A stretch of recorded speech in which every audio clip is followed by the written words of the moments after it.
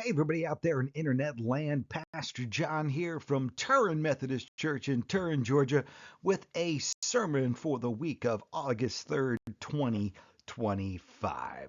A couple weeks this month, we are looking at the Wesley Brothers' greatest hits. Wesley Brothers sounds like a group from the 60s, doesn't it? You got the Everly Brothers, Righteous Brothers. Well, these were some of the original Righteous Brothers back from the 18th century. And all month long, we're going to be singing hymns by Charles Wesley, who was a prolific hymn writer. I'm not going to sing one for you here now on the recording, but we're going to be looking at sermons by John Wesley. Charles Wesley was the hymn writer. John Wesley was the sermon writer. And while Charles delivered some sermons, including the one we're going to look at today at times, John Wesley was the one who wrote down the sermons and published them and equipped the circuit riders with them to be read in the preaching halls and congregations across North America and as well as England. The one we're going to look at today is one that uses for its text the story of Martha and Mary from Luke chapter 10, verses 38 through 42. This is from the CEB. I'm going to read it for you now. While Jesus and his disciples were traveling, Jesus entered a village where a woman named Martha welcomed him as a guest. She had a sister named Mary who sat at the Lord's feet and listened to his message. By contrast, Martha was preoccupied with getting everything ready for their meal. So Martha came to him and said, "Lord, don't you care that my sister has left me to prepare the table all by myself? Tell her to help me." The Lord answered, "Martha, Martha, you are worried and distracted by many things. One thing is necessary. Mary has chosen the better part. It won't be taken away from her." The word of God for the people of God. So, John Wesley's sermon, The One Thing Needful, dives into what Jesus says here to Martha and Mary, that one thing is needful. We're going to read just the introduction to this sermon, stopping at points to explain some things, but I want to point out something from the very beginning. John Wesley does something very innovative in this sermon, especially for the year 1734. He talks about looking at the Earth from the perspective of a space alien. Yeah, I know, right? Well, he talks about a visitor to this planet. In modern day terms, that's what we call a space alien, someone from off-world. It's a very interesting and innovative thing. Let me dive in here. The One Thing Needful by John Wesley. Could we suppose an intelligent being, entirely a stranger to the state of this world and its inhabitants, that's what I'm saying, a space alien, to take a view of their various enterprises and employments and thence conjecture the end of their existence, he would surely conclude that these creatures, he's talking about us, humans, were designed to be busied about many things. While he observed not only the infinite difference of the ends which different men were pursuing, but how vast a multitude of objects were successively pursued by almost every different person, he might fairly infer that for all these things were the sons of men placed upon the earth, even to gratify their several desires with sensual pleasure, or riches, or honor, or power. What's John Wesley saying here in the opening paragraph? That a visitor to this planet from off-world would look at all of the things that humans were about and chasing and doing and infer that we were designed to be about all sorts of different ends. He continues. How surprised then would he, that's a space alien, be to hear their creator, capital C, declare to all without distinction, here's where he quotes Jesus, one thing is needful. But how much more when he knew that this one thing needful for men, their one business, the one end of their existence, was none of all those things which men were troubled about.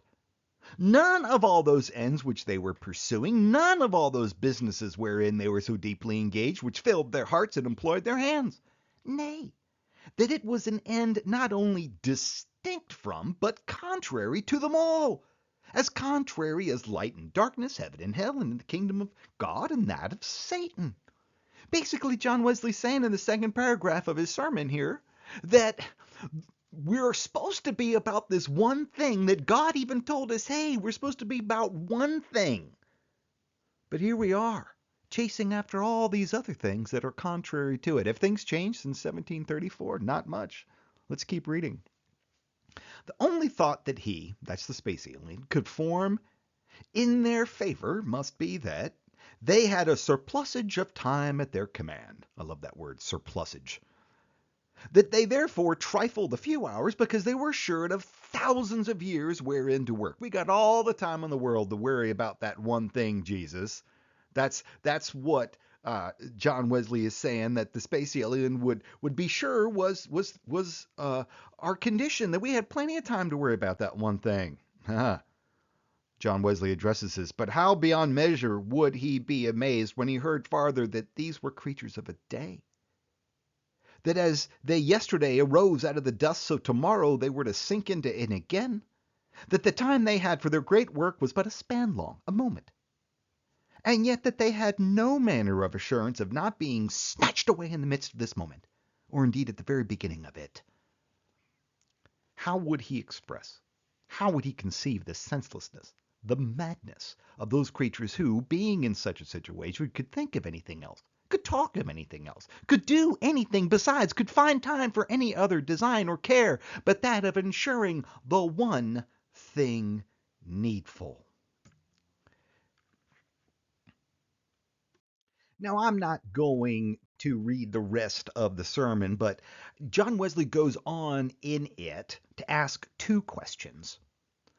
The first question is, what is the one thing that's needful? And then the second question is, why is it needed? What is it, and why is it needful? Well, to talk about the first one, the what is it question, we've got to talk about a Latin phrase, imago Dei. Imago Dei. It means image of God. We read in Genesis chapter 1 that it is within the image of God that we are created. God creates man and woman in God's image. But thanks to sin and thanks to what happened later in Genesis, the image that we were created in has become distorted.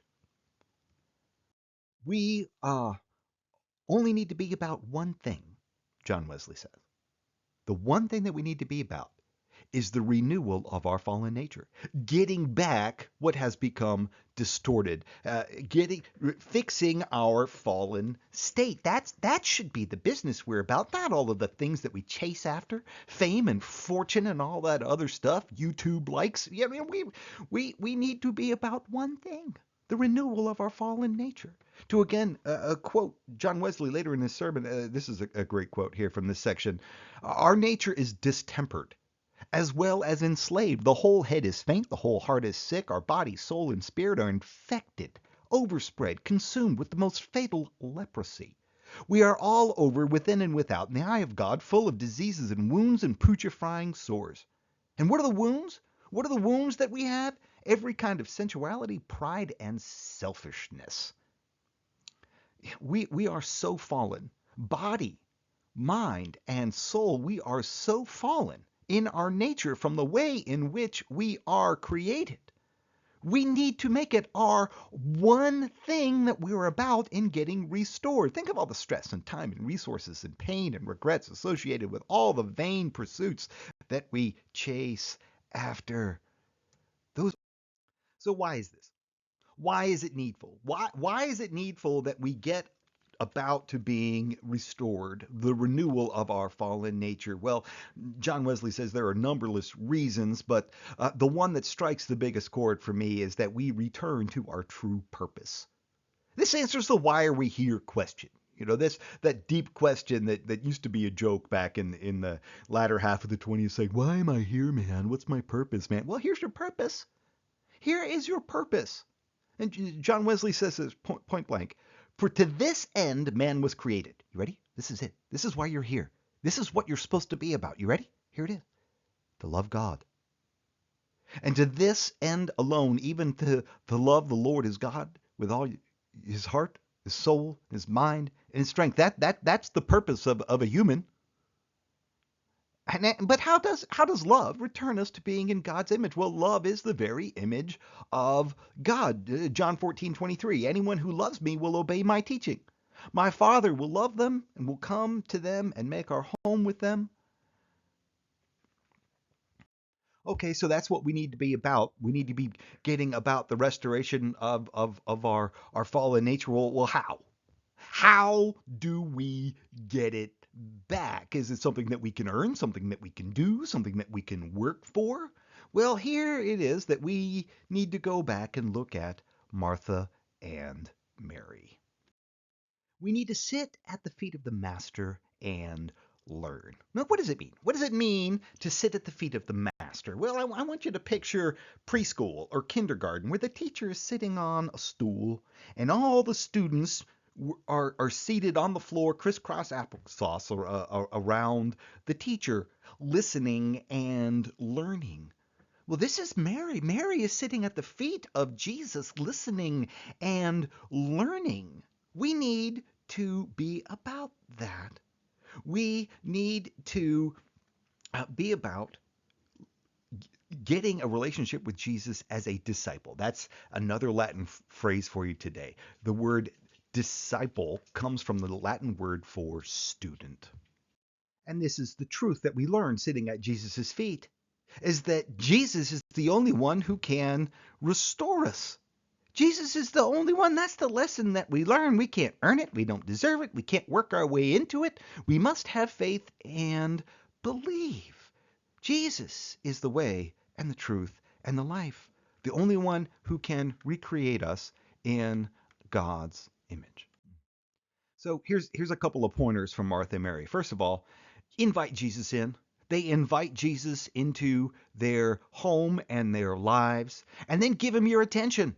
Give him your attention. Don't just invite him in and say, hey man, nice to have you here, and then go about your business. No.